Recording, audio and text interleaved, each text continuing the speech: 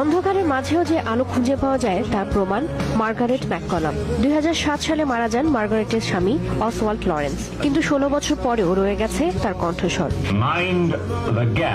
Oswald Lawrence ছিলেন theatre অভিনেতা এবং লন্ডনের মেট্রোর আন্ডারগ্রাউন্ডের ঘোষক। মেট্রো স্টেশনে যাত্রীদের সতর্ক করত লরেন্সের কণ্ঠস্বর। 1950 সালে যাত্রীদের উদ্দেশ্যে তার কণ্ঠস্বরে রেকর্ড করা হয়েছিল মাইন্ড দ্য গ্যাপ।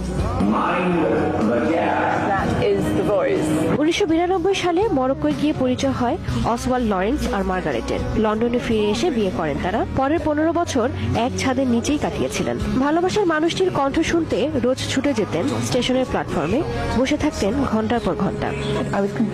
অসওয়াল্ডের মৃত্যুর পর থেকে আমি রোজ বসে থাকতাম মেট্রো স্টেশনে, অপেক্ষা করতাম কখন আসবে পরবর্তী ট্রেন আর আমি শুনতে পাবো তার কণ্ঠ। 2012 সালের নভেম্বর মাস, হঠাৎই লক্ষ্য করেন মেট্রো স্টেশনে আর শোনা যাচ্ছে না লরেন্সের গলা। কর্মকর্তাদের সাথে কথা বলে জানতে পারেন ডিজিটাল প্রযুক্তির মাধ্যমে ঘোষণা হচ্ছে মেট্রো স্টেশনে।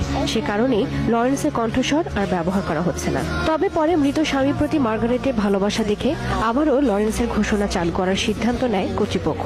এমব্যাঙ্কমেন্ট মেট্রো স্টেশনের নর্দার্ন লাইনে দাঁড়ালে হয়তো আপনিও শুনবেন অসওয়াল্ড লরেন্স বলছেন, অনুগ্রহ করে দূরে সরে দাঁড়ান।